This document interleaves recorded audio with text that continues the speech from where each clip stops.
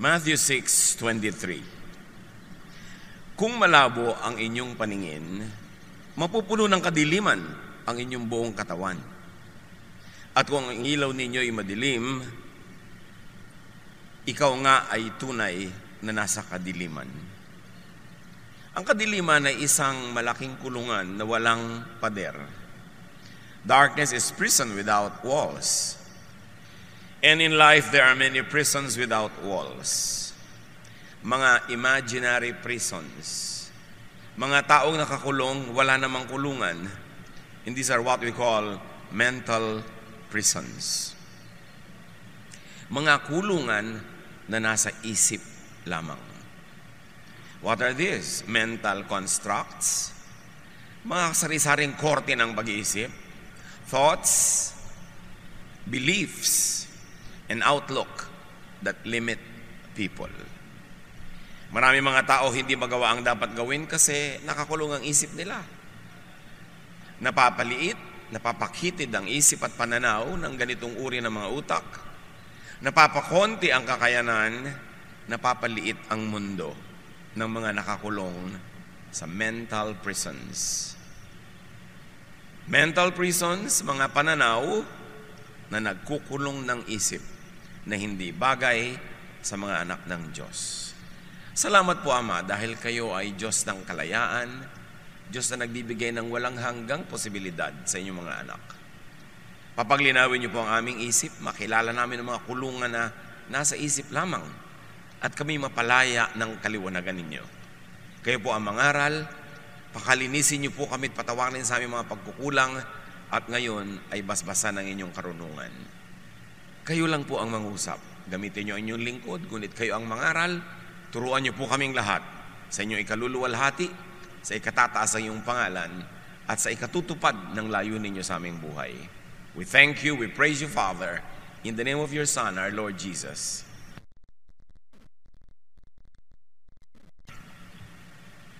Mental prisons, mga pananaw na nagkukulong ng isip. These are self-imposed limits. Mga taong wala namang tali ay kung makakilos ay parang nakatali. Mga taong wala namang mga rehas at mga sementong pader ay limitado ang kilos. Mga taong hindi naman talaga pinagbabawalan ay hindi makakilos ng malaya dahil akala mo'y bawal lahat. Anong uri ng mga pag-iisip ang nagkukulong sa atin? Isa na doon yung it can't be done. Sa mga nagsasabi laging, imposible. Hindi pwedeng gawin. Hindi pwede yan. At ang mga taong ito usually basta hindi abot ng utak, hindi abot ng pangunawa, o hindi abot ng kanilang doktrina at pananalig, imposible agad. Matthew 17:20, nang tinanong si Jesus sa kanyang mga alagad, bakit hindi po namin magawa ang dapat sana'y nagawa na namin? Sumagot siya, dahil sa maliit ang inyong pananampalataya. Tandaan ninyo, kung kayo ay may pananampalataya sa Diyos na sinlaki ng buto ng mustasa, na actually napakaliit. Maaari ninyong sabihin sa bundok na ito, lumipat ka roon, at ito ililipat nga. Tunay na walang bagay na hindi ninyo magagawa. Halimbawa na symbolic language ito, na hindi naman talaga literal na yung bundok ay pwedeng utusan ng isang nananalig, napakalaki pa rin ang pwedeng magawa sa pananalig. Hindi man literal na bundok yung bubuhatin. Paano kung literal pala ang ibig sabihin ni Jesus dito? Hindi naman niya sinabing, symbolic lang yung language ko, ha? Bagamat hindi niya sinabing literal. Paano kung literal?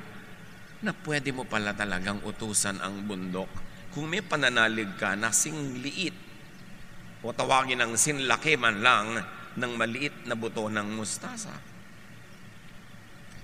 At pinatunayan ni Jesus na marami siyang sinabing literal. May binuhay talaga siyang patay. May pinalakad talaga siyang lumpo. May binigyan siya ng paningin na bulag, literal. Pero meron ding symbolic. Yung mga namulat ang isip, bulag na, nagkaroon ng paningin. Alin man ang tinutukoy ni Jesus, symbolic man o literal na kahulugan na pwede mong utusan ng bundok, kung meron ka lang kaprasong pananalig, malaki ang mensahe nito para sa atin. Sabi niya, dahil maliit ang inyong pananampalataya, maliit ang inyong pag-iisip, maliit ang inyong utak, konti lang ang laman. Pero kung nilaki-lakihan nyo yung utak nyo na yan, dinami-damihan nyo ng laman, kaya nyo sanang gawin yung ngayon ay hindi nyo magawa. Pag nililiitan ng utak, mag-aral ka anak, ay nakakatakot, hindi po ako marunong yan, wag na lang. Magtatrabaho na lang ako agad para kumita ako. Okay, nagtrabaho agad, kumita, pero 50 taon man siya magtrabaho, hindi man lang siya makakabili ng isang motorsiklong cash. Kasi nilimitahan na niya ang pwede niyang gawin sa madali, sa konti. Kasi hindi siya nanalig na pwede niyang magawa. Lahat ng mga mahihirap, maralita, na nakaalpas, nakawala, nakalampas sa kahirapan, nanalig muna na pwedeng mangyari yon. Ang mga hindi nakakalampas sa kahirapan, sa kaliitan ng mundo, ay yung nagsasabing, hindi pwede yan. Wala tayong magagawa.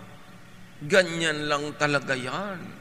Pagkaganda ng pananaw mo, ikaw yung walang pananalig, sabi ni Jesus, huwag kang umasa na may mangyayari sa buhay mo.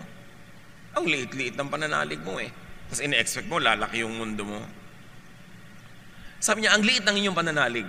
You have very little faith.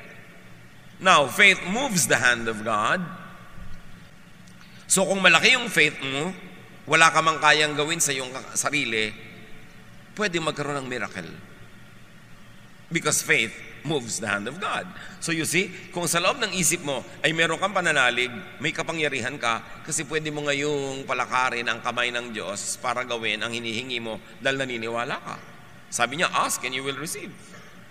Ngayon, ipagpalagay na yung faith is not asking for a miracle. What else can faith do? Faith moves the believer into action.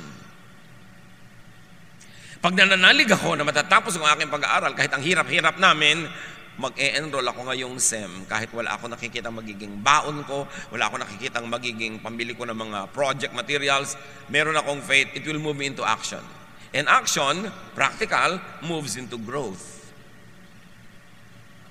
So, nung bayaran na ng first exams, biglang may nahiraman ako, o may nagbigay sa akin, o kumita ako, at naniwala akong tama yung ginawa ko, nag-enroll ako. And that gives me growth. Lumalaki ang aking mundo, lumalaki ang pananalig ko. Dahil nanalig ako sa konti, napatunayan kung pwede mangyari, ngayon kaya ko nang manalig sa mas malaki-laki. At dahil kaya ko nang manalig sa mas malaki, this faith moves to enablement. Nagkakaroon ako ng kapangyarihan.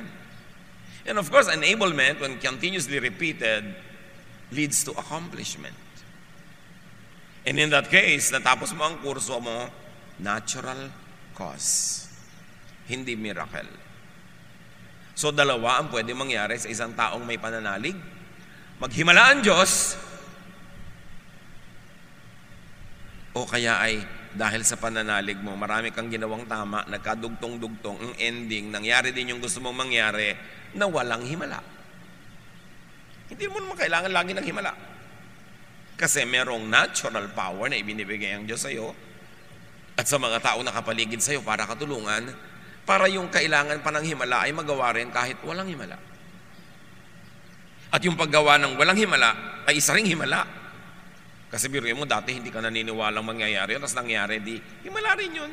Kaya lang merong practical, scientific explanation kung paano nangyari. Mark 10:27. Tiningnan sila ni Jesus at sinabi sa kanila, hindi ito kayang gawin ng tao. Ngunit hindi ito imposible sa Diyos. Sapagkat ang lahat ng bagay ay kayang gawin ng Diyos. So pwedeng maghimala para sa iyo ang Diyos at pwede ding maghimala sa pamamagitan mo ang Diyos. Na may nangyari na wala kang participation, himala yun, Pero mas madalas may nangyayari, ginagawa ng Diyos sa pamamagitan ng iyong pagsunod, ng iyong pananalig, ng iyong disiplina sa sarili, ng iyong pagsisikap. Himala rin yun. Kasi Diyos din ang pinagmulan, pero dumaan sa'yo. Yung na-bypass ka, miracle ang tawag doon. Both cases, works of God. 2 Chronicles 15:7, magpakatatag kayo at huwag masiraan ang loob. Gagantimpalaan kayo dahil sa inyong mga ginagawa. Nakita ninyo? Dahil sa inyong mga ginagawa. Ang hirap-hirap po namin, paano po kaya kami aahon? Dapat may gawin ka. Kasi yung pag-ahon mo sa hirap, gantimpala dahil sa iyong ginagawa. Ngayon, yung walang ginagawa, huwag kang mag-umasa na may mangyayari sa buhay mo. Hindi ka naman paghihimalaan nun. Ang himala nga dahil sa sobrang faith. Yung walang ginagawa, walang faith yun. Sabi niya, baliwala rin niya kahit sikapin natin. Kahit anong gawin natin, mahirap pa rin tayo. So wala na lang tayong gagawin. Hindi na magbabago ang mundo, ganyan na lang talaga yan. Wala talaga mangyayari.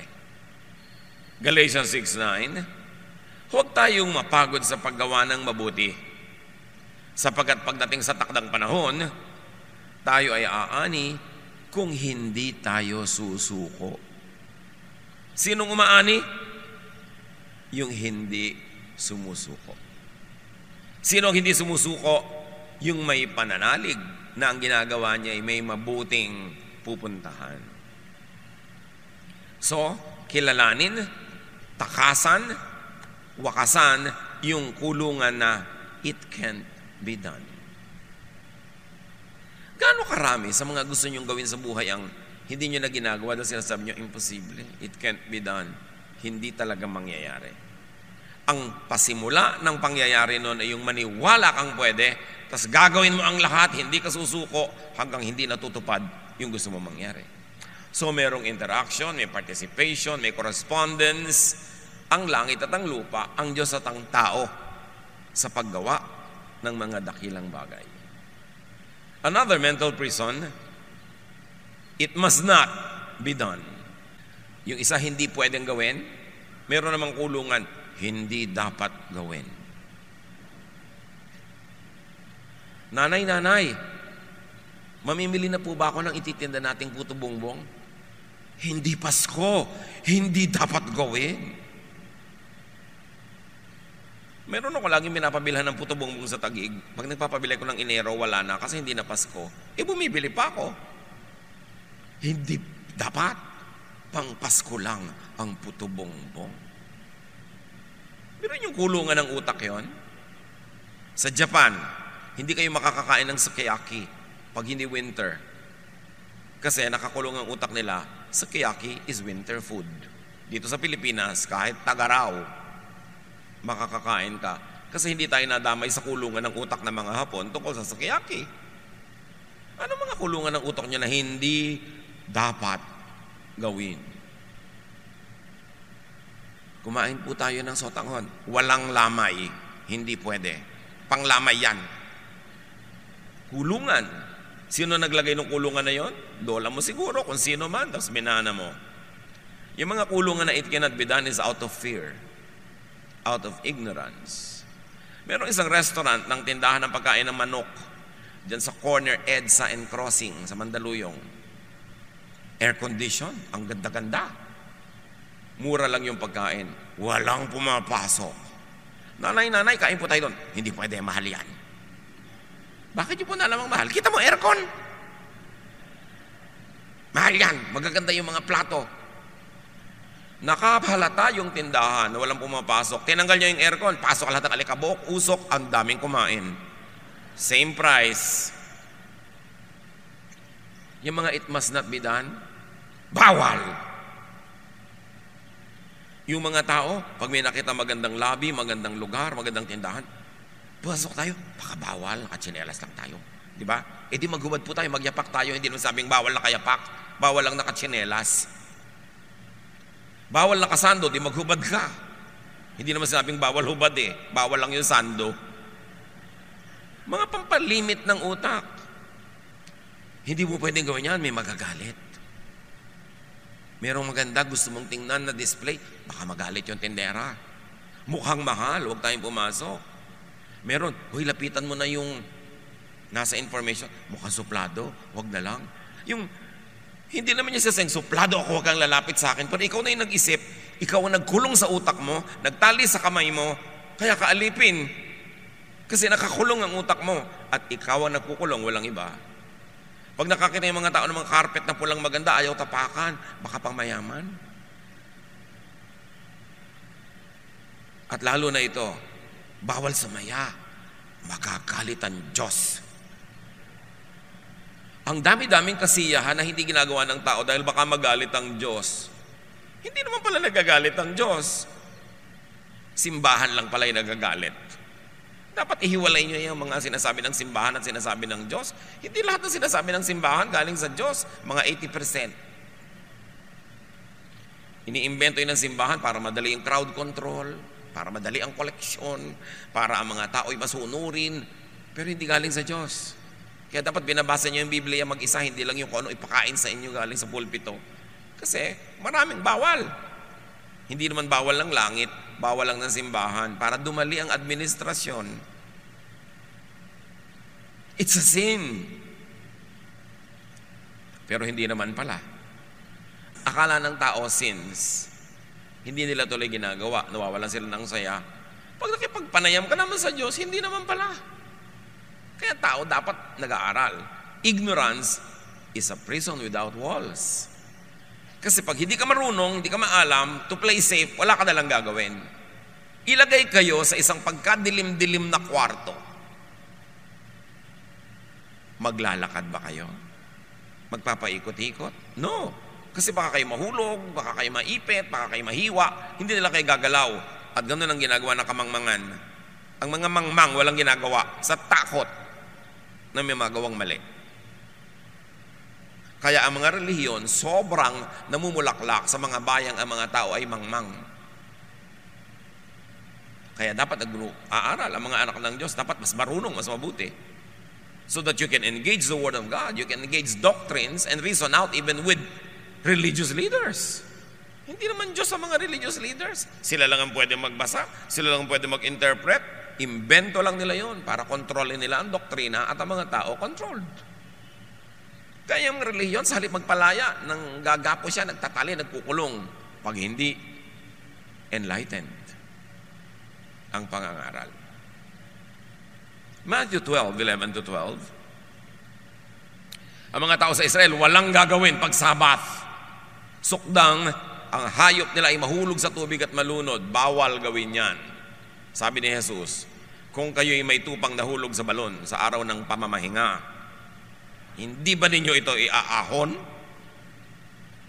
Kaya't naaayon sa kautusan ang gumawa ng mabuti sa araw ng pamamahinga. So sabi ni Jesus, drama lang yan na wala kayong pwedeng gawin pag Sabat. Okay lang gumawa, lalo't ang gagawin nyo mabuti. Can you imagine ang pagkakatali ng buong Israel sa araw ng Sabat? Daang taon, 1,000 taon. Dumating si Jesus, anak ng Diyos, liwanag ng sanlibutan, asin ng sanlibutan, tubig ng buhay. Sabi niya, press release lang yan ng templo. Pwede kayong gumawa pag Sabat. Kita niyo kung paano magpalaya yon, isang sentence. Ang daming laya ang mangyayari sa tao pag nalaman niyang pwede naman palang gumawa pag Sabat. So pwede ka maglakad ng malayo. So pagka may handaan sa mga kamag-anak mo sa kabilang barangay, pwede ka nang pumunta kasi hindi naman pala bawal. Meron kang gustong gawin na isipan mong ipag-bake ang asawa mo o ang anak mo ng napakasarap na cake. Sabat, pwede. Kasi sabi ni Jesus, pwede yan dahil magandang gawain yan. Ang laking laya, basta yung utak mo napalaya. Bawal, hindi naman pala talaga. So gaano karami ang bawal sa buhay natin na hindi naman pala talaga pag si Jesus ang tinanong mo. Pwedeng pag tinanong mo si Pedro, bawal. Si Paul, bawal. Si Moses, bawal. Si Isaiah, bawal. Pero pag si Jesus na tinanong mo, pwedeng bawal pa rin. Edi sundin. Pero maraming hindi naman pala pag tinanong mo kay Jesus. Kaya mahalaga yung Jesus filter. Lahat ng mga nagtutunggali ang mga ideya dyan sa mga doktrina at mga katuruan, salain mo kay Jesus. Yung pasado kay Jesus, dapat pasado sa atin. At konting-konti na lang ang hindi pasado, yung mga unloving. Kaya Jesus is the measure of all things. Jesus holds everything together. At ang sabi ni Jesus, I came so that you might have life and have it to the full. Ibig sabihin, palalayain ko kayo sa mga mental prisons para ang buhay nyo magkakulay. Black and white lang yung buhay nyo. Dapat yan, colored. Tapos, stereo sound lang yung sound ng buhay nyo. Dapat yan. High tech. Dahil yan ang gusto ng Diyos, a full life for people. 1 John 4:18, walang kasamang takot ang pag-ibig at pinapawi ng ganap na pag-ibig ang anumang takot. Hindi pagganap ang pag-ibig ng sino mang natatakot, sapagkat ang takot ay kaugnay ng parusa. Ang linaw. Pag naiintindihan nyo ang pag-ibig ng Diyos, nawawala ang inyong mga takot. Mga takot sa mga bawal, takot sa mga hindi pwede, takot sa mga parusa, takot sa mga guilt. Kasi sabi, kung nauunawaan nyo ang pag-ibig ng Diyos, dapat payapa kayo. Natatanggap nyo, alam nyo, at naipapamuhay nyong mahal kayo ng Diyos, ano man ang mangyari.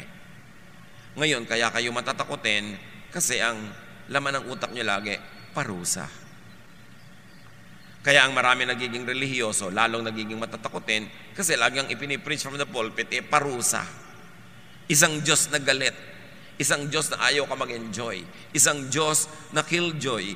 Isang Diyos na imposible ang mga hinihingi sa tao. Kaya lagi kang kulang, lagi kang guilty. Sabi, pag lagi kang guilty, takot ka sa parusa. Pag takot ka sa parusa, hindi mo pa naiintindihan si Jesus. Hindi mo pa naiintindihan ang pag-ibig ng Diyos sa pamamagitan ni Jesus. Now, that kind of freedom is not licentiousness to do anything evil. Because your right to do what you want stops when it begins to infringe on the well-being of other people. Yun ang law of love. Hindi ka malayang gawin ang lahat. Hindi ka malayang gawin ang mga ikasasama ng iyong kapwa. Pero hindi nila ikasasama, malaya ka dyan. Yan ang law of love ni Jesus. Sabi niya, I give you one commandment, love one another. So pwede po bang mang-agaw ka ng asawa ng may asawa kasi kalayaan yun? Hindi, dahil may agawan kang tunay na may-ari. Ngayon, yung isang tao, walang asawa, iyong-iyo na. Kung gusto ka niya. Kasi hindi rin naman pwedeng dahil wala siyang asawa, kalad ka rin mo na, ayaw pala sa'yo.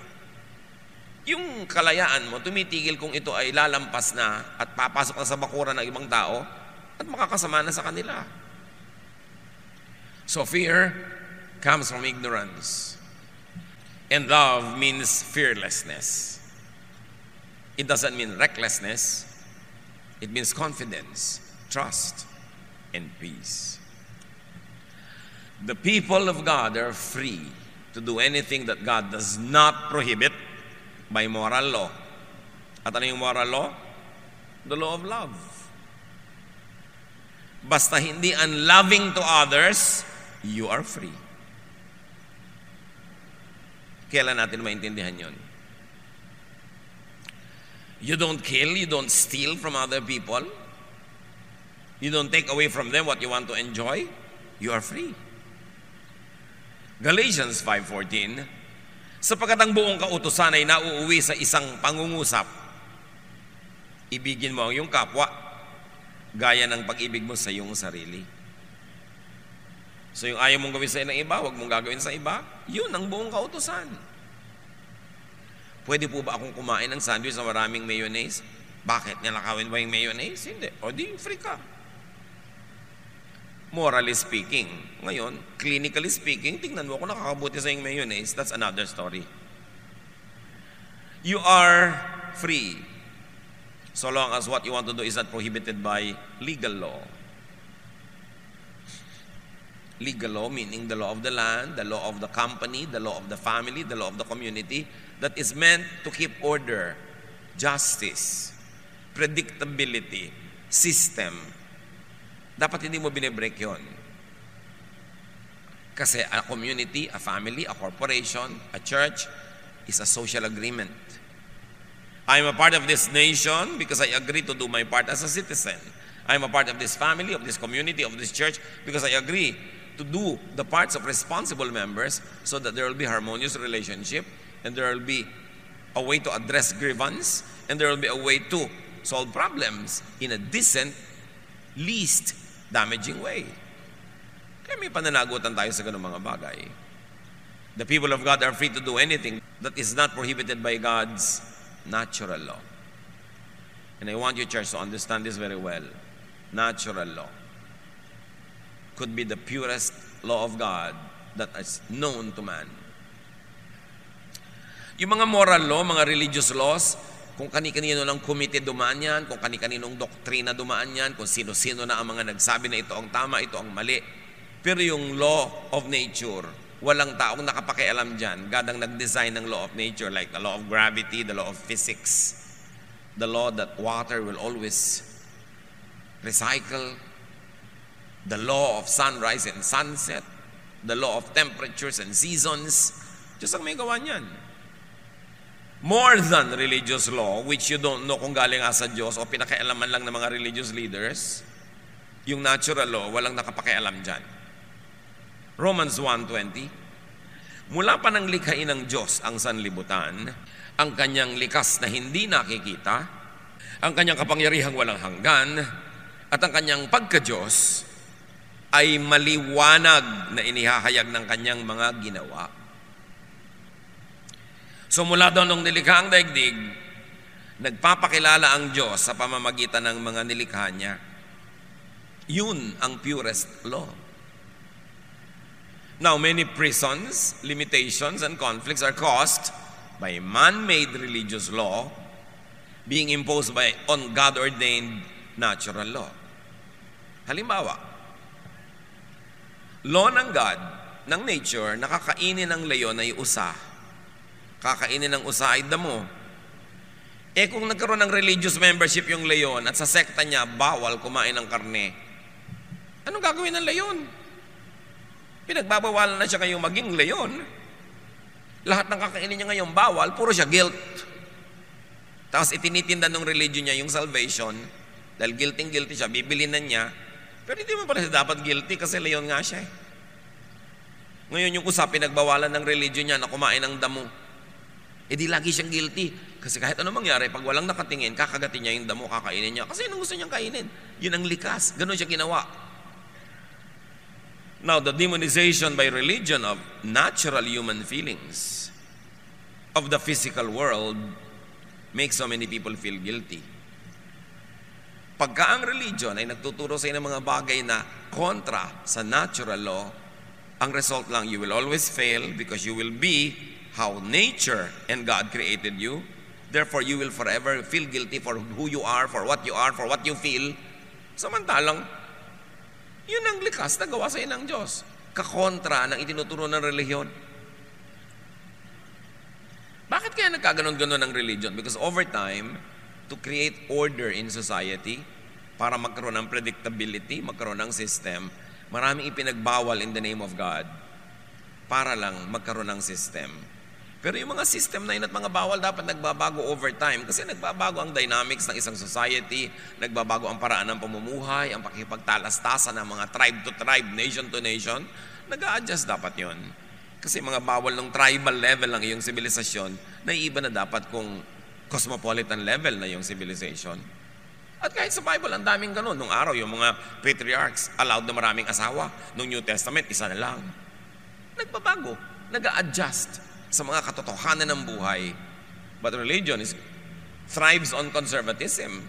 Kaya yung mga bawal 2,000 years ago, ipagbabawal pa rin sa iyo ngayon, na ibang-iba na yung reality, you always end up guilty. And you create mental prisons that limit your mobility, that limit your growth, and limit your development as a full person of God. Kaya, ang nangyayari, nagbabalat kayo ang mga relihiyoso. Kunwari, nasusunod nila yung pinagbabawal na hindi naman talaga pwedeng sundin. Pag tinuos mong, tao ako, hindi ko pwedeng sundin yan eh. Parang inutusan mo na ako maging tao. Gawin mo na ako anghel ngayon para masunod ka na. Tao pa nga ako. Paano ko susundin lahat?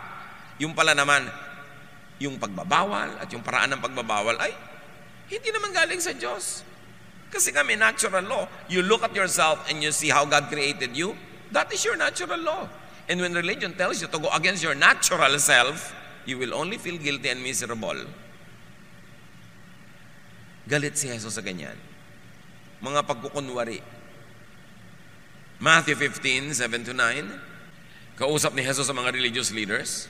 Sabi niya, you hypocrites. Isaiah was right when he prophesied about you.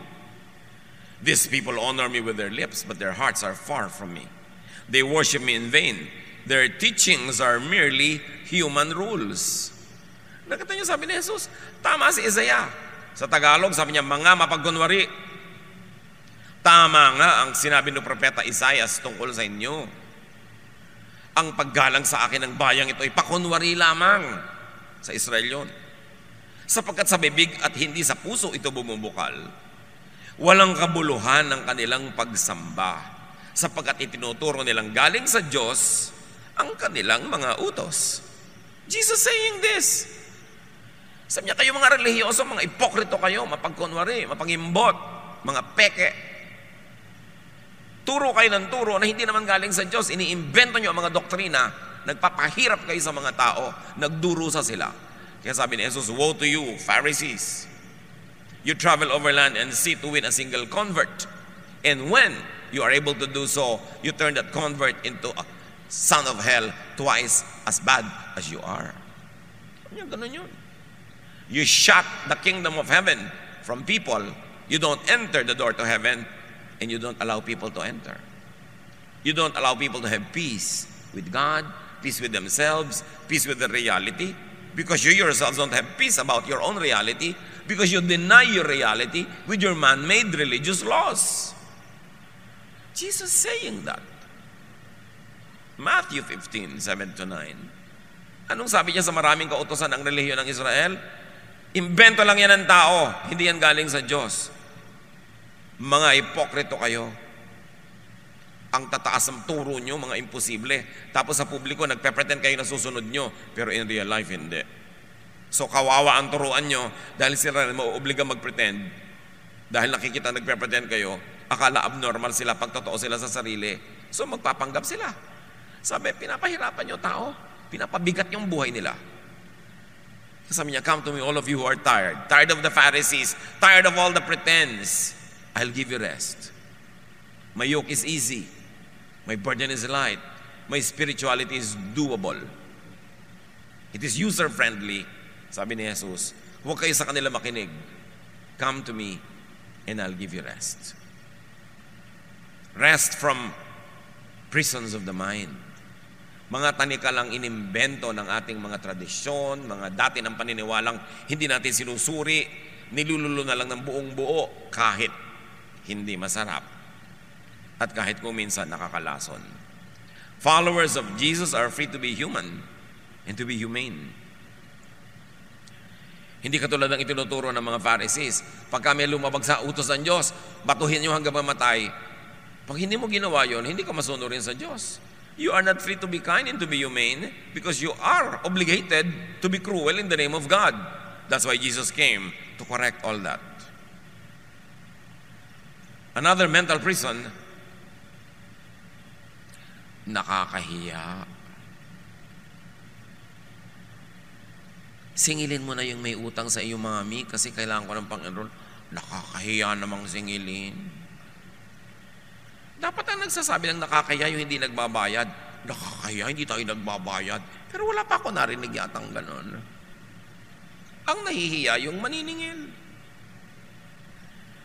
Sabihin mo, hirap ka na. Nakakahiya. O nakalimutan ka na ng promotion, lahat ng bago na promote, naiwan ka na, samantala ang sipag mo, ang galing mo, nakakahiya. Kulungan. Alam niyo mga mahiyain, preso yan. Mga nanay, kung preso kayo, dahil mahiyain kayo, palalakihin niyo ang mga anak niyo rin sa preso. Kasi yung mahiyaing nanay, mahiyaing tatay, may gagawin yung anak, wag, nakakahiya anak. Dito ka, sumama ka sa akin sa kulungan. Dali, magsiksikan tayo dito. Huwag nating palayain ang buhay natin. Huwag natin sabihin ang tunay nating nadarama. Huwag nating ipahalata ang ating mga pagdurusa kasi nakakaya. Huwag tayong humingi ng overtime pay kahit na sobrang overtime work. Nakakaya. Kaya si Rizal sa kanyang sulat sa mga kababaihan ng malolos, sinabi niya, pinupuri ko kayo dahil gusto niyo mag-aral ng wikang Kastila. Dahil sa wikang Kastila, nakasulat ang mga libro. Therefore, pag nakapagbasa kayo niyan, lalaya ang inyong utak. Kawawa ang isang bayan, ang mga ina ay walang ginagawa kundi, sabi niya ganon, magluluhod, magdadasal, humingi ng mga himala na hindi naman nangyayari. Magsuot ng mga libaging kalmin at mga kwintas-kwintas. Sabi niya ganon, kawawa ang mga anak ng mga ina na ang utak ay alipin, sapagkat ang inang alipin ay magpapalaki lang ng mga alipin ding anak. Kaya mga ina, tungkulin yung palakwakin ng isip at tatay. Kasi pag maliit ang utak ng magulang, di liliitin ang utak ng anak. Liban na lang kumawala sila at gumawa ng paraan na matuto sa iba. Kaya ang mga alipin, nagpapalaki ng aliping anak. Ang mga dusta, nagpapalaki ng dustang anak. Because you produce your own kind. Kaya pag kami mga gusto na mag-asawa, hindi mo lang itatanong, may trabaho ka na ba? May hanap buhay ka na ba? Kundi, ang utak mo ba lumalaki? Rumurunong, dumadami ang laman. Bakit mo po kailangan pa yung utak? Magkakaanak ka eh. Kung maliit ang utak mo, di yung anak mo liliit din ang utak kasi papalakihin mo sa kulungan. Papalakihin mo sa kamangmangan, papalakihin mo sa dilim. So alipin yung lolo mo noon, alipin ka ngayon, ang magiging anak mo, next generation ang alipin. Bakit ka pa mag-aanak kung magpapaanak ka lang ng alipin? Kawawa. Kaya dapat, responsibilidad ng mga magkakaroon ng anak, magpakatalino, magpakarunong, nang may maituro man lang kayo sa anak nyo, kahit man lang spelling ng Czechoslovakia. Kung yun lang dog, hindi nyo ma-spell, paano kayo magpapalaki ng mga anak na malaya? May pananagutan ng pagiging magulang. Hindi yung mahiyain kayo, torpe kayo, kaya hindi bali ng kawawa kayo. May pananagutan ka. At hindi lahat ng nakakahiya ay mali na nga. Hindi katangayan ang pagiging mahiyain. Ito isang napakalaking kapintasan. Ngayon, huwag naman kapala ng muka, iba naman yun. Yung tama lang, yung sabi nga nila, sakto lang. Pero huwag kang laging nahihiya. Inaalok kang kumain, busog po ako, pero yung pala kinakain na ng large intestine mo, yung small intestines mo. Tapos busog po ako. Nahihiya kang kumain, inaalok ka nga. At marami pa, papakainin mo, hindi uubusin.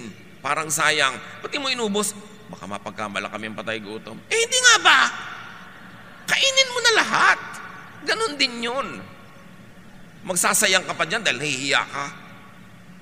Ang dami-daming arte ng mga mangmang na dapat hindi ganon. Kung matuturuan lang, kung matatapunan ang liwanag ang madidilim nilang isip, sila ang makikinabang. Dapat nag-aaral, nag-observe. Hindi dapat mahiyain. Hindi torpe. Hindi yung lagi ka nalang lugi. Yung pag kami 10 tao na nag-agawan sa 9 na pakwan, isa lang ang hindi magkakaroon, ikaw yun. Talo lagi pag mahiyain. Nasa tapat na niya, ayaw pa niyang agawin kasi parang gustong agawin ng katabi niya. May magulang ba kayong ganyan? Di ba lagi kayong lugi? Lagi kayo walang kakainin, kayo walang pera, kasi mahiyain. 2 Timothy 1:7, sapagkat ang espiritong ibinigay sa atin ng Diyos ay hindi espiritu ng kahinaan ng loob, kundi espiritu ng kapangyarihan, pag-ibig, at pagpipigil sa sarili. So you see, may pagpipigil din sa sarili kahit malakas ang loob. Ibig sabihin, hindi ka naman yung recklessly shameless. Pero pag kailangan gagawin, pag kailangan sumagot, sumasagot, basta't polite. Ang mga bata, turuan yung sumasagot sa magulang, basta polite. Hindi, huwag ka sasagot, huwag ka sasagot. Pinalaki mo hindi sumasagot. Kaya nung malaki, nire-rape na ng iba, hindi pa rin sumasagot. Ginagahasa na, pakiusap po sana. Kung inyo pong mamarapatin, dahil pinalaki mong mangmang at dungo. Pagka dapat lumalampas na sa dapat na hindi lampasan, tumatapang na dapat ang anak nyo. Kaya maraming batang naabuso ng iba. Kasi sobra nating pinalaki sa po at opo. Halika anak, aalipinin kita. Opo. Hindi lahat ng sagot dapat opo. Meron dapat sagot na, hindi po. Ayoko po. Pwede dapat yun. turuan yung mga bata ng ganun. Huwag kayong magpalaki ng mga alipin. Kawawa sila. At kung sa pagsagot sa magulang, pwede mong bigyan ng mga anak na, anak, pag sinabi ko sa iyo, na pupunta tayo sa lamay ng tiya mo, hindi kita tinatanong kung gusto mong sumama. Sinasabi kong pupunta tayo. It's a command, you say yes. Pero pag tinanong kitang, gusto mo bang sumama sa lamay ng ninang mo? Ibig sabihin, option ka to say no. Kaya mo sa pagpapalaki ng mga bata, mga kapatid, may mga tanong kayo, may mga ipapagawa kayong alam nilang may option to say no. Para nakakapag-practice sila mag-no. At meron mga hindi pwedeng mag-no, huwag niyong tanungin. Utusan niyo. At alam nila yon na may inuutos kasi kailangan, meron namang binibigyan sila ng laya na tumanggi dahil pwede naman. At pag ganun, hindi naman sila magiging rebellious. But you've got to give kids options. And the option to say no must be taught at home. Kasi sa school nga, hindi ka na pwede mag-no. Lalo mga religious schools. Halos sa mga graduate, mga robots. Kaya lagi sabi, gusto ko pong ipasok ang anak ko sa isang religious school. Ito, yakin mo na progressive yung approach. Kasi maraming religious school, ang graduate, robot. Pagkatapos, pag valedictorian ka, kahit hindi religious school, usually, pag nag-reunion kayo 20 years ago, hindi ikaw yung mayaman. Hindi ikaw yung maraming nagawa. Kasi sa schools natin, alam niyo kung sino yung honor lagi? Kung sino yung laging may medalya? Ano ba mga award? Most courteous. Diba? Most polite. Yung most punctual. Most obedient. Most cooperative. In other words, yung pinakamadaling kontrolin at pasunurin, yun ang may award. Sa tunay na buhay, hindi yun ang makaka-accomplish sa maraming bagay. Yung mga creative, yung mga lumalabas sa kahon, yung nag-iisip ng kung ano-anong mga kababalaghan, yun actually ang mga nakakagawa ng maraming mga accomplishments sa buhay. Kaya usually sa mga batch nyo sa high school, batch nyo sa college, 20 years later, ang nagyamanan, ang nagkaroon ng maraming mga nagawa, hindi yung mga honor. May mga honor din, may mga nagawa.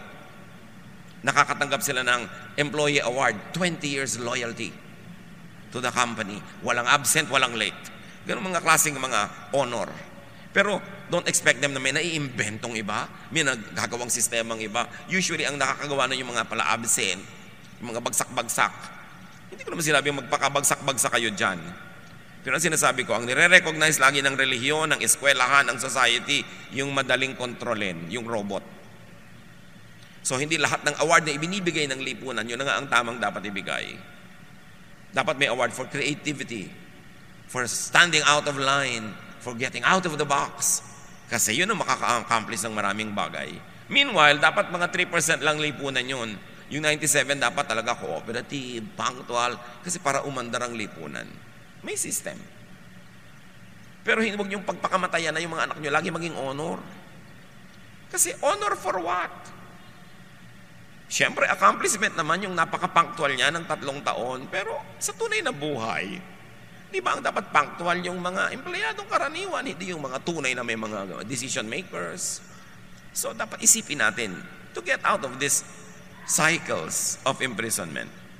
Another mental prison, mahirap gawin yan. Sabi mo sa karpintero, ay gusto ko ng posting parang namumulupot yung kahoy. Sir, mahirap naman pong gawin yan.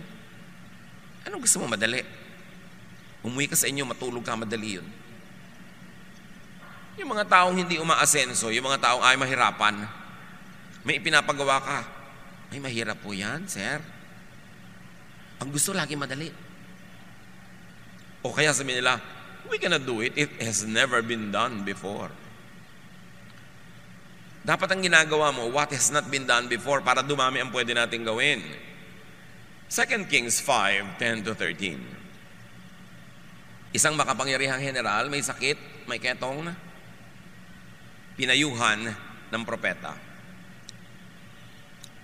Ipinasabi sa kanya ni Eliseo, pumunta ka sa ilog ng Jordan, lumubog ka ng 7 beses, at magbabalik sa dati ang iyong katawan. Gagaling ang iyong ketong. Nang narinig ito, galit na umalis si Naaman. Sinabi niya, akala ko pa naman sasalubugin niya ako? Propeta na yan.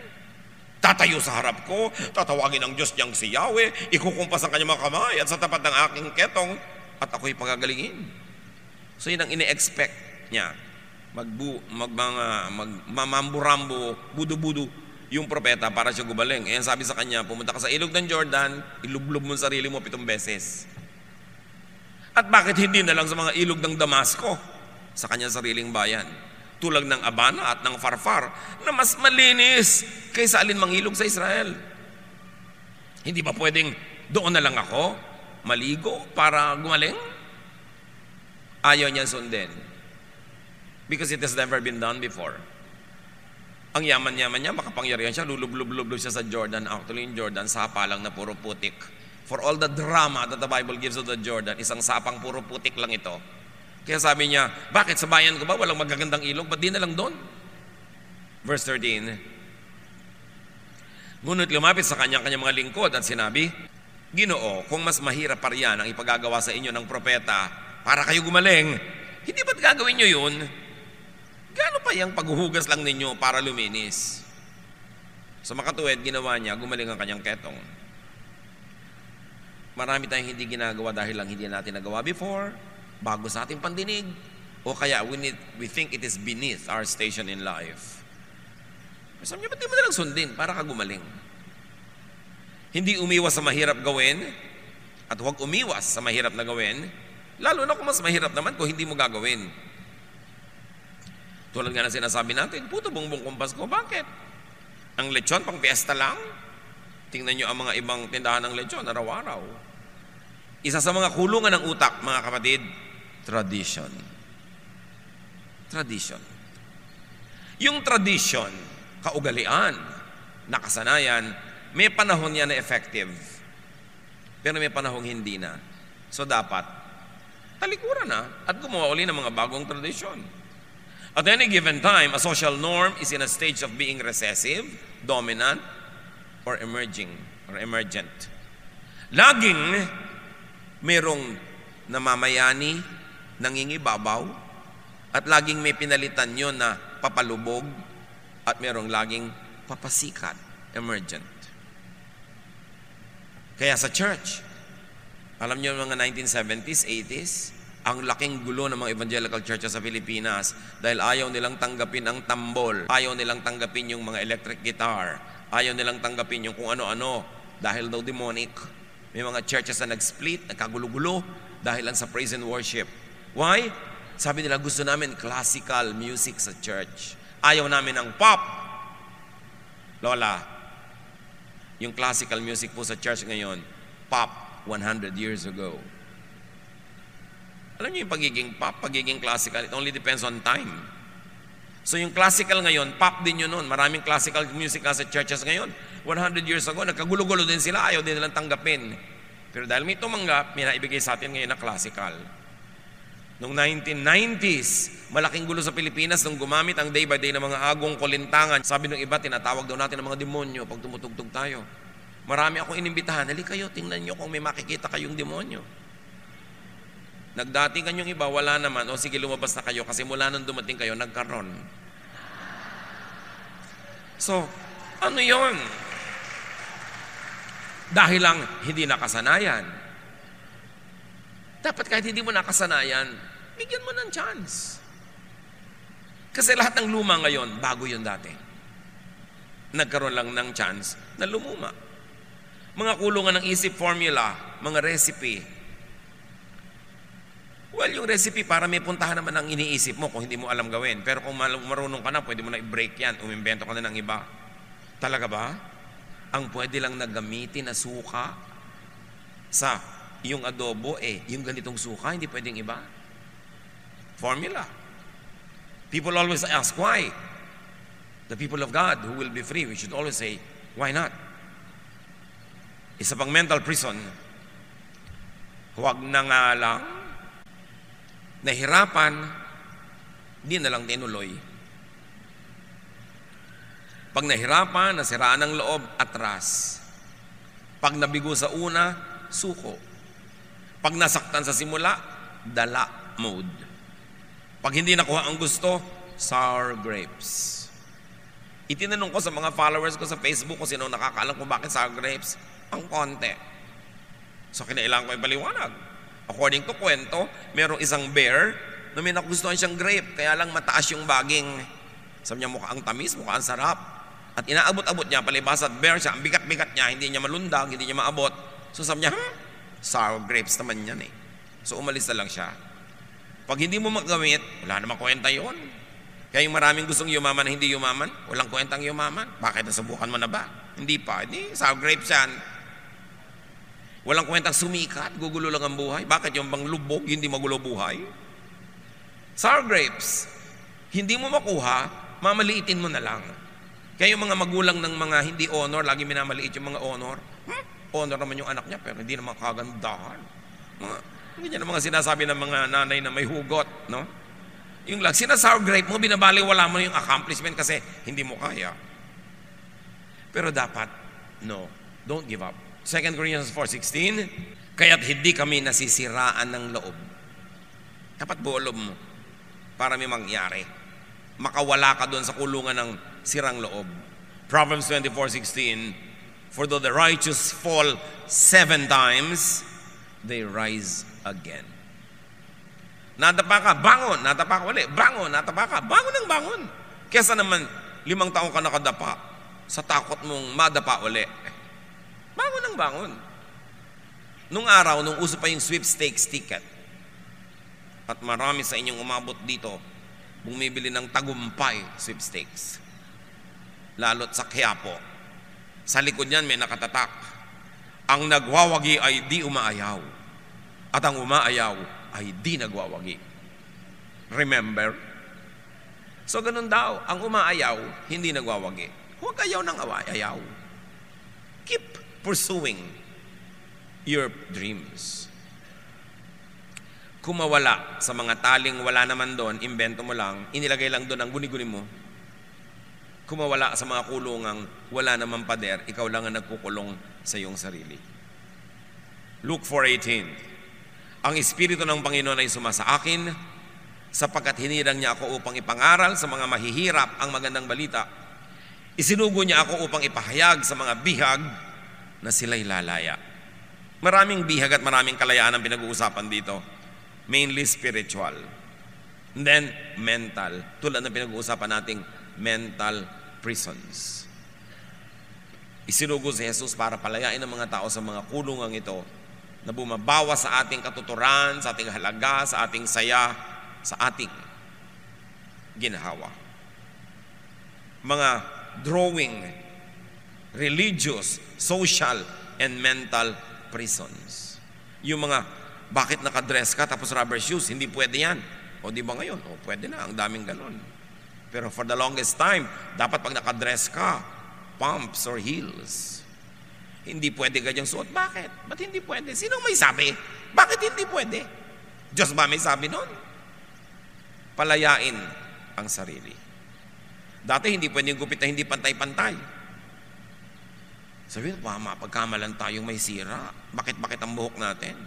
Ngayon, uy, pantay na pantay ang gupit mo ha, baka mapagkamalan ka may sira. Dapat bakit, tabi-tabingi. Yung laylayan ng damit mo, dapat tabi-tabingi, parang bulagan tumahi. Oh, di ba gano'n lang ngayon, tabi-tabingi, kung ano-ano mga, samantalang dati walang magsusuot na matinong tao. Mapagkakamalang ka, nag-iiba-iba. You always say, why not? Trip ko eh. Walang basagan ng trip. Basta hindi masama, di ba? Hindi nakakasama sa akin at sa kapwa. Bakit ba? Bakit kailangan ikulong ko sa sarili ko? Bawal kumain ng dunugan pag walang puto. Bakit? Ang gusto kong kasabay buko pie. Hindi pwede? Yun ang gusto ko eh. Bakit nanakawang ka ba? Masama ba sa'yo? Pinatay ba kita? Hindi. Ano ngayon? Bakit hindi ko pwedeng gawin?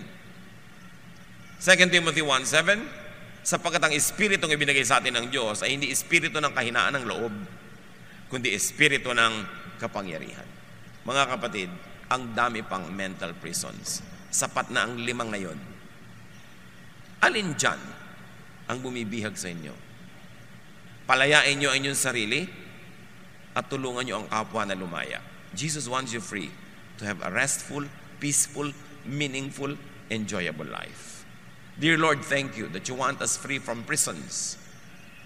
Teach us, Lord, to use the power coming from your Son, Jesus, so that we can set ourselves and others free. Pagbulay-bulayin niyo sumandali ang mga bagay na ito, palayain ang sarili at ang kapwa.